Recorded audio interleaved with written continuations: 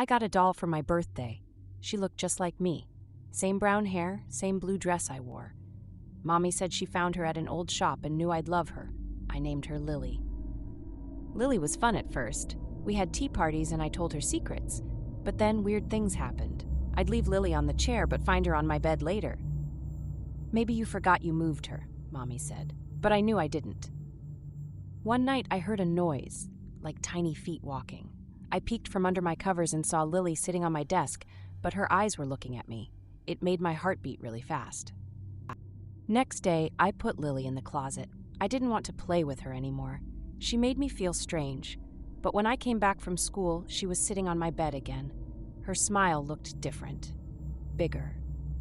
I told Mommy, but she just laughed. Lily's just a doll, she said. Then, the scariest thing happened. It was night, and the moon was bright. I woke up feeling cold. I looked around, and I wasn't in my bed. I was on the shelf where I keep my toys. And in my bed, where I should have been, was Lily.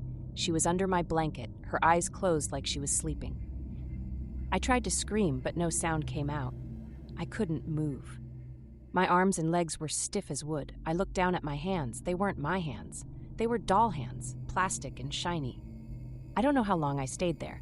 The moon moved across the sky and the room got darker. Then light peeked in, morning.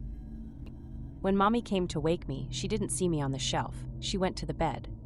"Time to get up, Amy," she said to Lily. Lily moved. She stretched and yawned, like she was really me. I wanted to cry, to tell Mommy it was me on the shelf, but I couldn't. I was just a doll.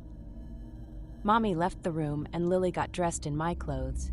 She looked in the mirror and smiled. But her eyes were scary, not like mine. I sat on the shelf every day, watching Lily. She played with my toys, ate my food, and hugged my mommy. Nobody knew I was here on the shelf.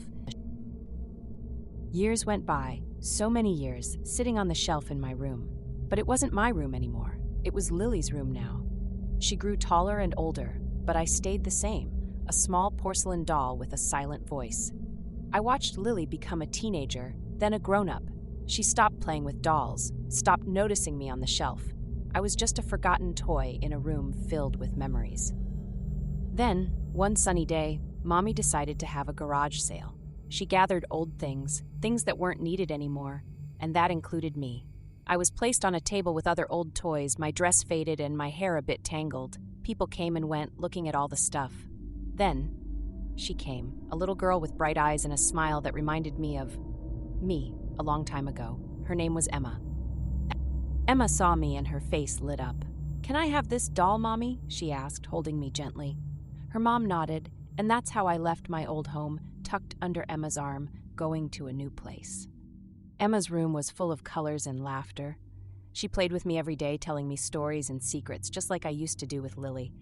She named me Rosie, and I loved that name. It felt new and happy. Then something strange happened. One morning, I felt a tingle in my fingers. It scared me, but also made me hopeful. Each day, I felt more and more. My arms, my legs, they started to feel real again.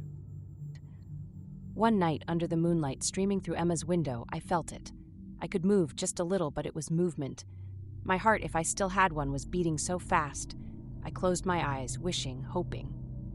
When I opened my eyes again, it was morning. But everything was different. I was in Emma's bed, covered in her blanket. I sat up, looking at my hands. They were real hands again.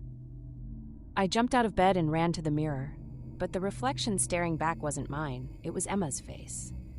I touched my face, feeling real skin instead of porcelain.